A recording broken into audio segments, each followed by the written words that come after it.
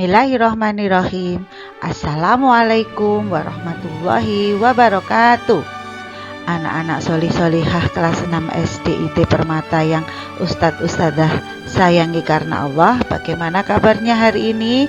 Alhamdulillah, semoga anak-anak semua beserta ayah bunda dan keluarga selalu sehat, selalu dalam lindungan Allah Subhanahu wa Ta'ala. Anak-anak, qadarullah semester 2 ini kita masih belum bisa tatap muka karena kondisi masih belum memungkinkan. Jadi anak-anak harus tetap semangat dalam mengikuti pembelajaran daring atau dalam jaringan. Pastinya ini sangat membosankan ya, tapi tidak apa-apa. Kita semua harus tetap semangat, tetap terus berdoa dan menjalankan protokol kesehatan. Anak-anak, hari ini kita akan belajar tema 6 yang berjudul Menuju Masyarakat Sejahtera. Nah anak-anak, hari ini kita akan belajar tema 6 subtema 1 yang berjudul Masyarakat Peduli Lingkungan. Ayo semuanya harus siap ya. Bismillah, mari kita mulai pembelajaran hari ini. Sebelum memulai pembelajaran, hendaknya kita tahu materi pembelajaran apa yang akan kita pelajari hari ini. Untuk muatan PPKN, materi pembelajarannya adalah yang pertama, sikap peduli terhadap lingkungan. Yang kedua, kewajiban mengisi kemerdekaan di lingkungan rumah dan sekolah.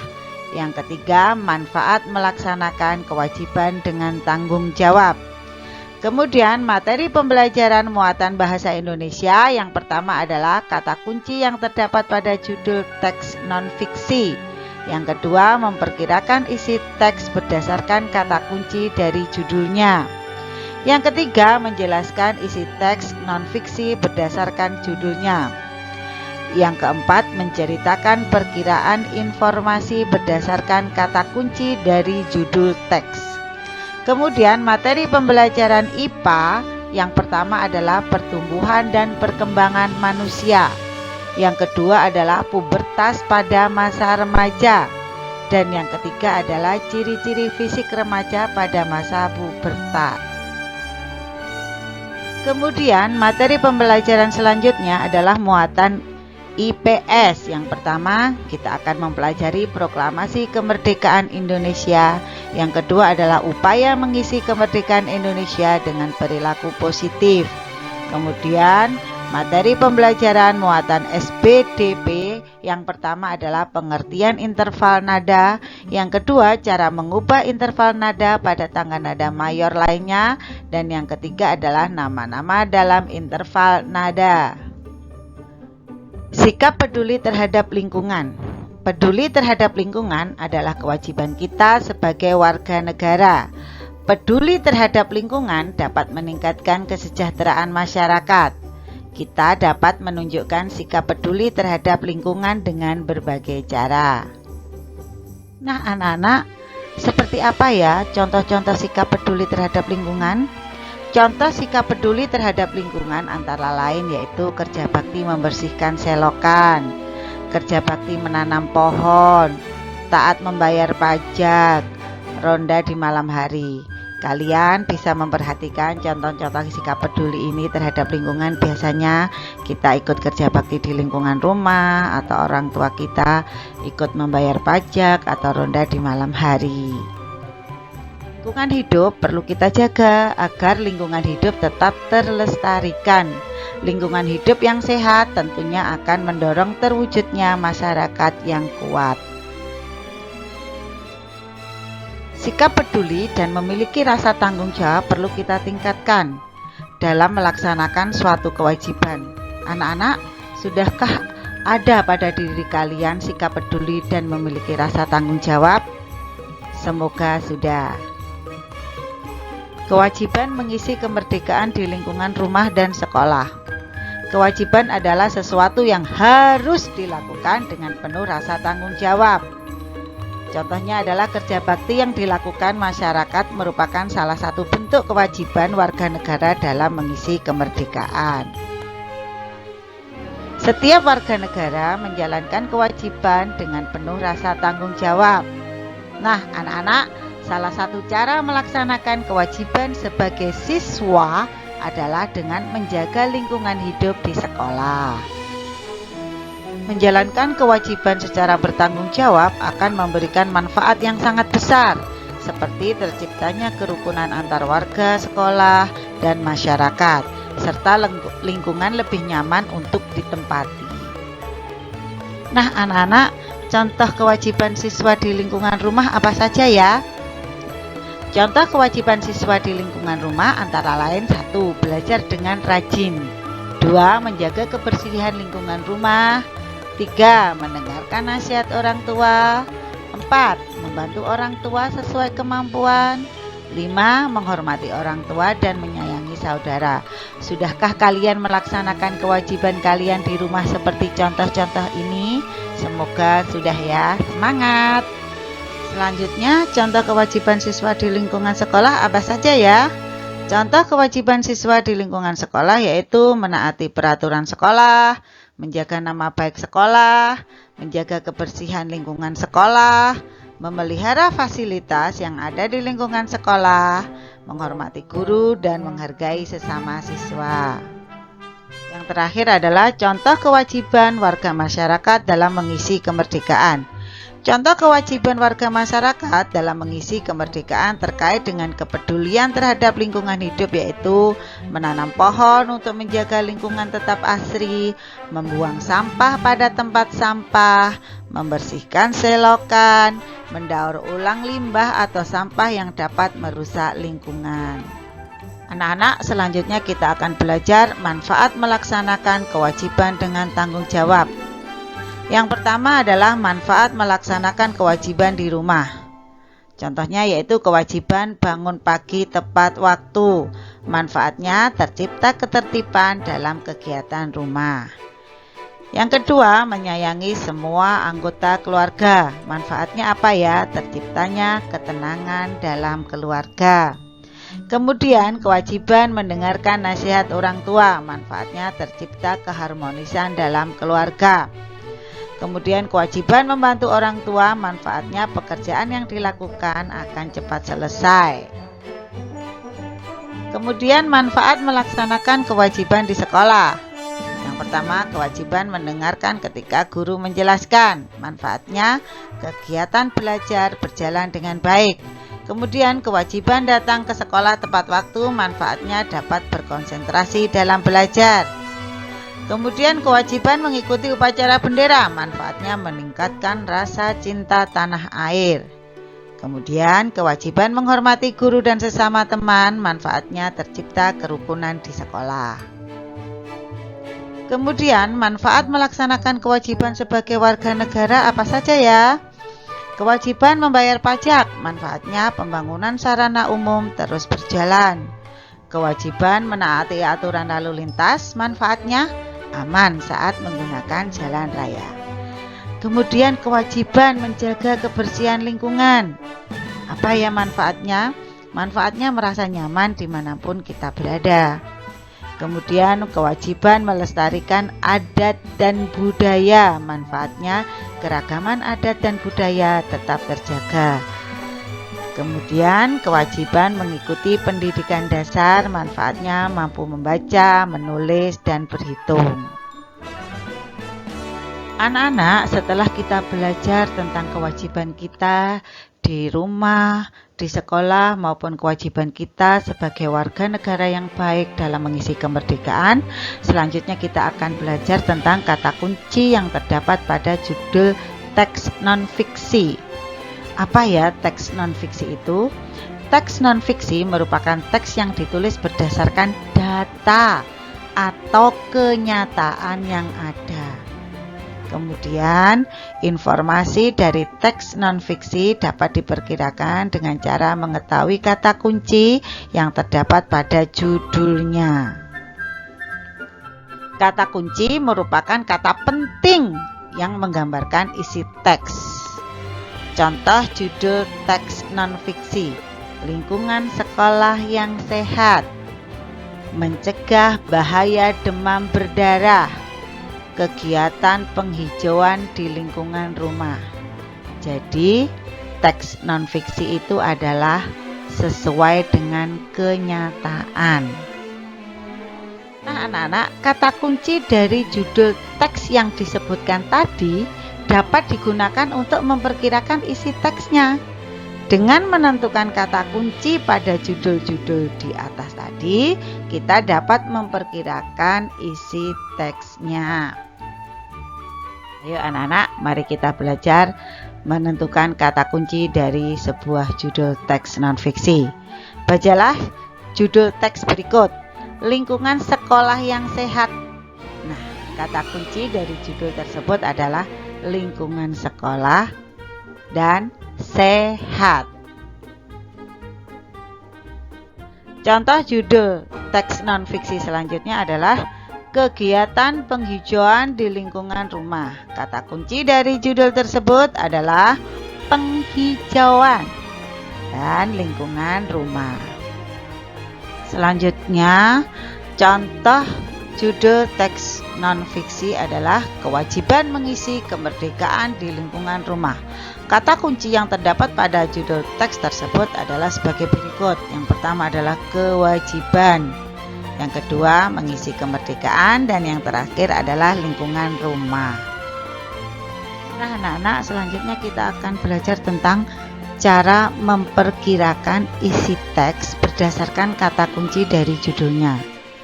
Setelah kita menemukan kata kunci yang terdapat pada judul teks, kita dapat memperkirakan isi teks.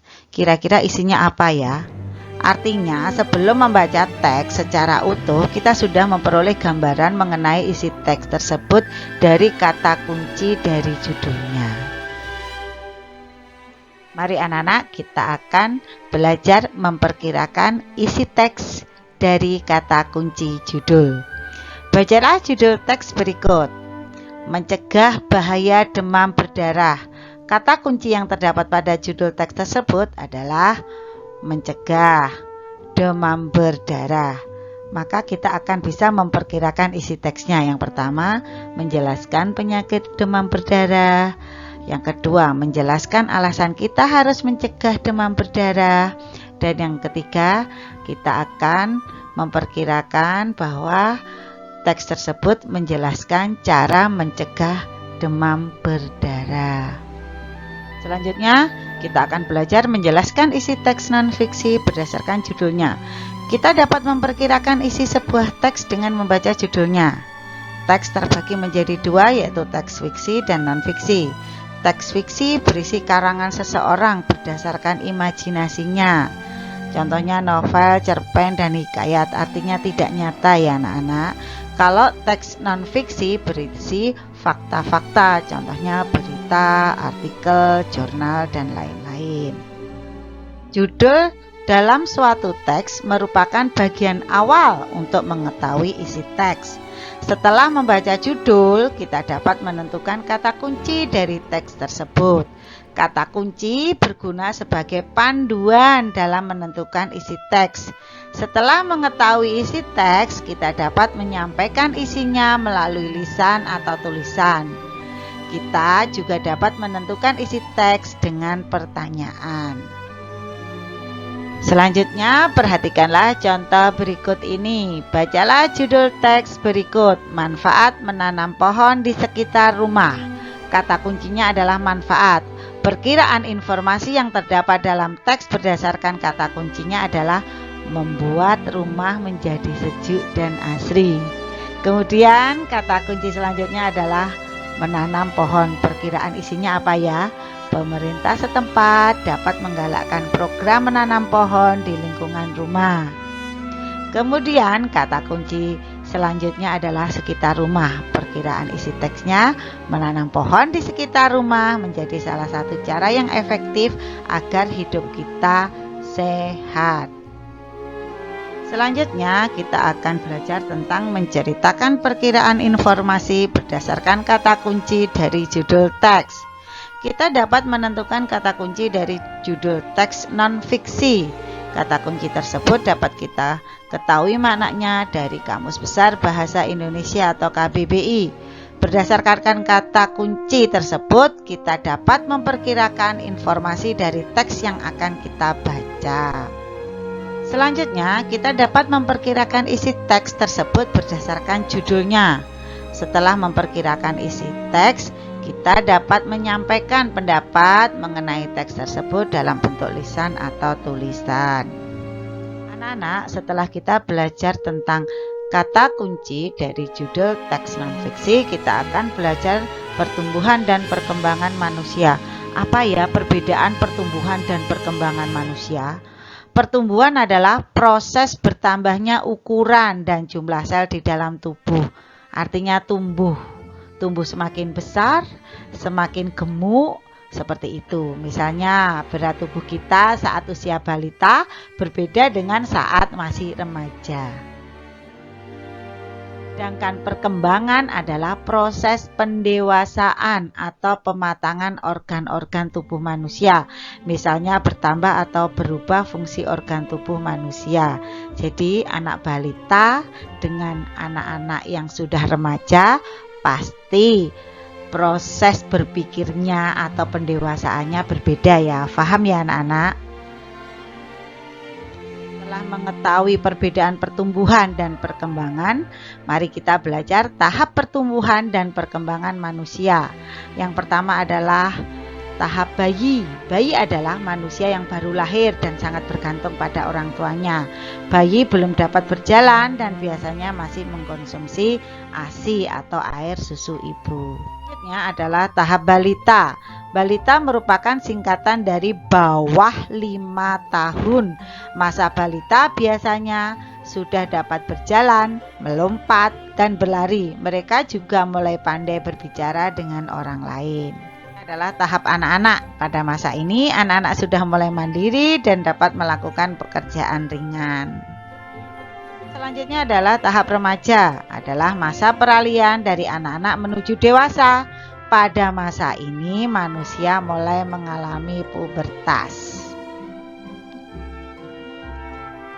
Kemudian tahap selanjutnya adalah tahap dewasa. Adalah masa ketika manusia sudah dapat melewati masa pubertas.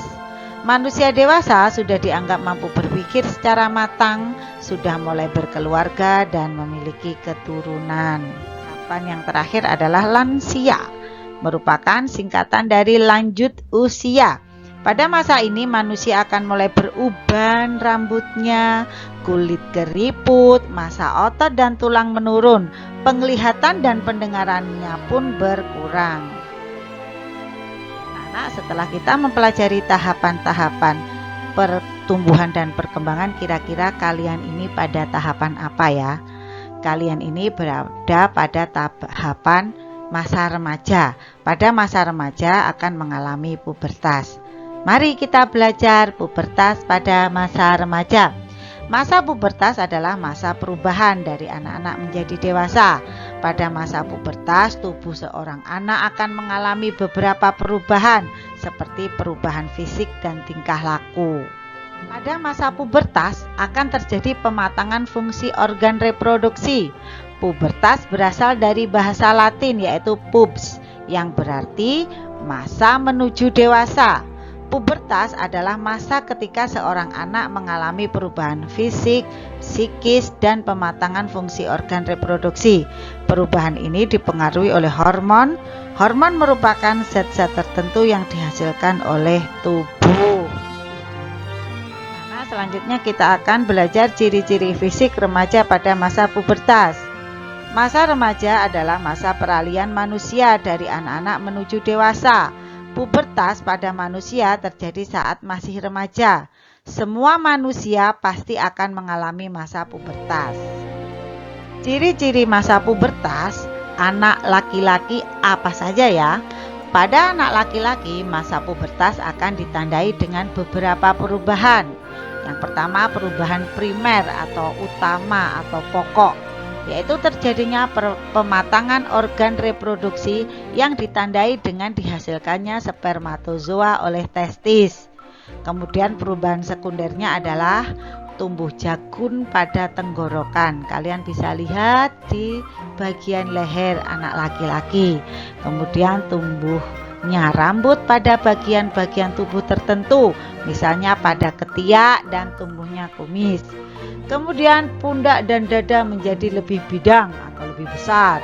Suara berubah menjadi lebih berat atau bass, dan munculnya atau tumbuhnya jerawat. Kemudian ciri-ciri masa pubertas pada anak perempuan. Pada anak perempuan, masa pubertas akan ditandai dengan beberapa perubahan. Yang pertama adalah perubahan primer. Terjadinya pematangan organ reproduksi yang ditandai dengan terjadinya menstruasi, yaitu keluarnya darah kotor dari kemaluan. Kemudian perubahan sekunder, pinggul mulai membesar dan melebar. Tumbuhnya rambut pada bagian-bagian tubuh tertentu, misalnya pada ketiak. Payudara menjadi lebih besar, suara berubah menjadi lebih merdu atau nyaring, dan tumbuhnya jerawat. Anak-anak, setelah kita mempelajari proses tahapan pertumbuhan dan perkembangan manusia, serta kita belajar tentang pubertas pada manusia, selanjutnya kita akan belajar proklamasi kemerdekaan Indonesia. Kemerdekaan Indonesia merupakan hasil perjuangan para pahlawan dan seluruh rakyat Indonesia. Proklamasi kemerdekaan Indonesia diperjuangkan sejak zaman penjajahan Belanda hingga zaman penjajahan Jepang. Pada zaman penjajahan Jepang, Jepang membutuhkan bantuan rakyat Indonesia untuk melawan sekutu. Oleh sebab itu, Jepang berusaha menarik simpati rakyat Indonesia dengan mengizinkan pengibaran bendera merah putih dan penggunaan bahasa Indonesia sebagai bahasa resmi. Jepang juga menjanjikan kemerdekaan kepada Indonesia. Janji ini diwujudkan dengan pembentukan BPUPKI dan BPKI. Apa ya singkatan dari BPUPKI dan BPKI? BPUPKI singkatannya adalah Badan Penyelidik Usaha-Usaha Persiapan Kemerdekaan Indonesia. Sedangkan BPKI singkatan dari Panitia Persiapan Kemerdekaan Indonesia.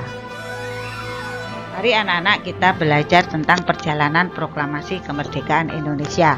Pada bulan Agustus tahun 1945, Jepang kalah dari sekutu sebagai tanda berakhirnya Perang Dunia Kedua. Sultan Syahrir dan golongan muda mendesak Soekarno dan Hatta untuk segera memproklamasikan kemerdekaan Indonesia. Soekarno tidak menyetujui dengan alasan menunggu keputusan sidang PPKI untuk menghindari adanya pertumpahan darah. Selanjutnya, golongan muda tidak setuju dengan keinginan Soekarno karena mereka menginginkan Indonesia meraih kemerdekaan melalui perjuangan sendiri. Golongan muda membawa Soekarno dan Hatta ke Rengas Dengklok, tujuannya untuk melindunginya dari pengaruh Jepang. Setelah berdiskusi, Soekarno dan Hatta setuju untuk segera memproklamasikan kemerdekaan Indonesia. Selanjutnya, golongan muda, Soekarno dan Hatta kembali ke Jakarta dan menuju rumah Laksamana Maida untuk menyusun teks proklamasi. Naskah proklamasi disusun oleh Soekarno, Hatta, dan Ahmad Subardjo. Naskah tersebut kemudian diketik oleh Sayuti Melik. Pada tanggal 17 Agustus 1945, teks proklamasi dibacakan oleh Soekarno dengan didampingi oleh Muhammad Hatta. Nah anak-anak, selanjutnya perhatikanlah foto-foto di bawah ini. Foto-foto sebagai saksi sejarah perjalanan proklamasi kemerdekaan Indonesia. Yang pertama adalah foto naskah teks proklamasi setelah diketik oleh Sayuti Melik. Kemudian foto selanjutnya adalah pembacaan teks proklamasi oleh Soekarno yang didampingi oleh Muhammad Hatta. Yang ketiga adalah pengibaran bendera merah putih setelah pembacaan teks proklamasi. Anak-anak, setelah kita mempelajari tentang proklamasi kemerdekaan Republik Indonesia, kita akan belajar tentang upaya mengisi kemerdekaan Indonesia dengan perilaku positif. Kemerdekaan Indonesia sudah diraih. Saat ini tugas bangsa Indonesia adalah mengisi kemerdekaan untuk meraih kehidupan yang sejahtera. Mengisi kemerdekaan dilakukan dalam berbagai bidang, salah satunya adalah bidang sosial. Mengisi kemerdekaan dalam bidang sosial bertujuan untuk mempererat hubungan antar masyarakat. Bangsa Indonesia harus senantiasa mengingat bahwa kemerdekaan Indonesia dapat diraih karena adanya persatuan seluruh rakyat Indonesia. Dalam perjuangan meraih kemerdekaan, bangsa Indonesia tidak memandang adanya perbedaan, baik perbedaan agama, suku maupun status sosial. Seluruh rakyat Indonesia bersatu demi mewujudkan tujuan bersama, yaitu kemerdekaan Indonesia. Setelah kemerdekaan dapat diraih, persatuan tersebut dapat terus dijaga dengan menerapkan berbagai perilaku positif sebagai upaya mengisi kemerdekaan. Nah, anak-anak, berikut ini adalah contoh-contoh perilaku positif sebagai upaya mengisi kemerdekaan. Yang pertama, menghormati orang lain yang sedang beribadah sesuai dengan agama dan keyakinan masing-masing. Yang kedua, saling menghormati dan menghargai antar sesama, mengembangkan rasa toleransi dalam keragaman sosial di Indonesia, bermain dengan siapapun tanpa membedakan agama, suku, dan budayanya, dan menjaga rasa kebersamaan dan persatuan di sekolah dan di masyarakat. Setelah kita belajar tentang proklamasi kemerdekaan Republik Indonesia dan upaya untuk mengisi kemerdekaan, kita akan belajar tentang pengertian interval nada. Tangga nada adalah susunan nada-nada yang bertingkat-tingkat tingginya. Tangga nada terdiri dari 7 nada yang bunyinya berbeda-beda. Antara nada-nada tersebut terdapat jarak tertentu. Jarak antar nada disebut dengan interval nada. Interval nada adalah jarak antara nada yang satu dengan nada yang lainnya. Sebagai contoh, interval nada tangga nada diatonis mayor, yaitu 1, 1 setengah, 1, 1, 1 setengah. Ini sudah kita pelajari pada semester kemarin ya nak ya. Jadi dari do, re, mi, fa, sol, la, si, do. Antara do sampai re intervalnya 1, re ke mi intervalnya 1, mi ke fa setengah, fa ke sol 1, sol ke la 1, dan seterusnya. Kemudian interval tersebut digunakan pada nada C mayor. Antara nada ada yang berjarak 1 nada, ada pula yang berjarak setengah nada. Dalam sistem tangga nada diatonis terdapat 5 nada yang berjarak sama dan 2 nada yang berjarak setengah. Nada dasar dalam tangga diatonis mayor yang natural adalah nada C. Nah, anak-anak perhatikan susunan nada diatonis mayor dan interval nada C berikut. Ini adalah interval nada C ya anak-anak. Antara C ke D atau do ke re ada 1. Intervalnya re ke mi atau D ke E 1. Mi ke fa atau E ke F setengah. Fa ke sol atau F ke G 1. Sol ke la atau G ke A 1. La ke si atau A ke B 1, si ke do atau B ke C, interval nadanya setengah. Perhatikan ya. Perhatikan sekali lagi anak-anak, jarak nada C ke D bernilai 1, sedangkan E ke F dan B ke C bernilai setengah. Ini adalah contoh tangga nada mayor nada C.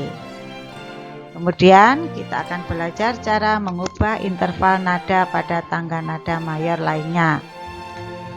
Ingatkah kamu pada interval nada C mayor? Interval nada C mayor menjadi acuan untuk menentukan interval nada berikutnya. Misalnya interval nada D mayor susunannya nada D mayor yaitu D, E, F, G, A, B, C, D. Kalau C kemarin kan dimulai dari huruf C ya anak-anak, jadi C, D, E, F. Kalau nada mayor dimulai dari D, D, E, F. Sudah paham di sini bedanya nada D dan C. Kalau nada C dimulai dari huruf C, D, E, F. Kalau nada D dimulai dari D, E, F. Nah anak-anak perhatikanlah cara untuk mengubah interval nada untuk nada-nada lainnya ya. Interval nada D mayor akan seperti berikut. D, E, F, G dan selanjutnya. Jaraknya sama.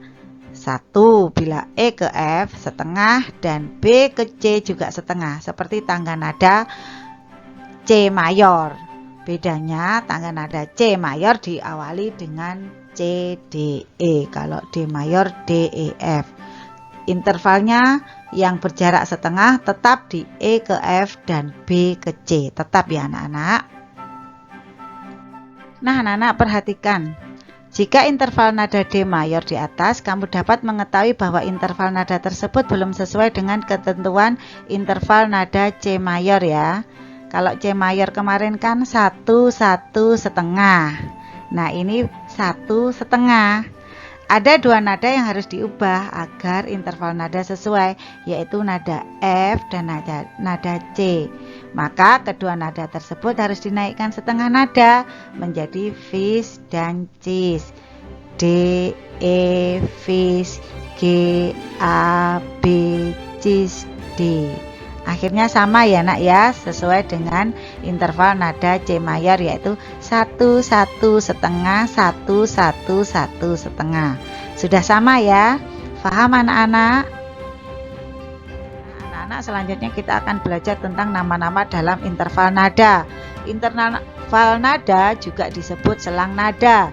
Dalam interval nada terdapat nama-nama jarak antar nada pada sebuah tangga nada. Nama-nama interval nada tersebut yaitu prim, second, third, quart, quint, sexth, septim, dan oktav. Nah anak-anak, mari kita belajar tentang nama-nama dalam interval nada. Yang pertama nama intervalnya prim, yaitu jarak antar nadanya 0. Contohnya do ke do. Interval dari nada satu ke nada yang lainnya sama, yaitu 0. Kemudian nama interval second, yaitu jarak nadanya 1. Interval dari nada 1 ke nada kedua di atas atau di bawahnya. Contohnya do ke re, kan jaraknya 1, makanya disebut second. Kemudian nama interval third, yaitu jarak nadanya 2.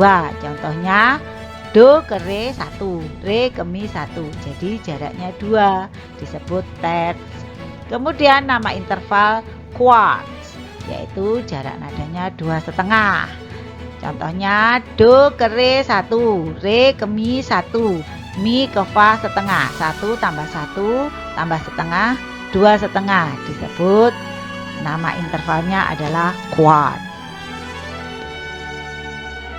Nama-nama dalam interval nada selanjutnya adalah quint, yaitu jaraknya adalah 3,5. Contohnya do ke re 1, re ke mi 1, mi ke fa setengah, fa ke sol 1.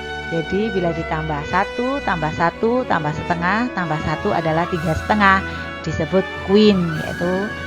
Kemudian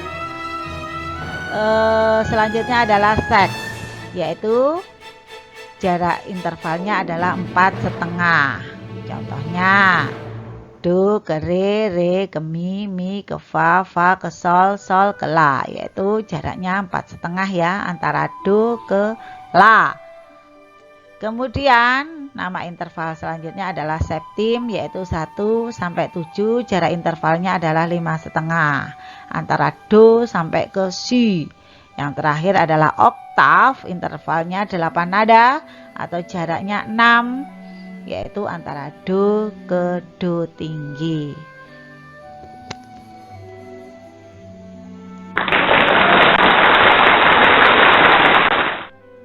Nah anak-anak, Ustazah ucapkan terima kasih atas perhatiannya tentang penjelasan yang telah Ustazah berikan mulai dari awal sampai akhir.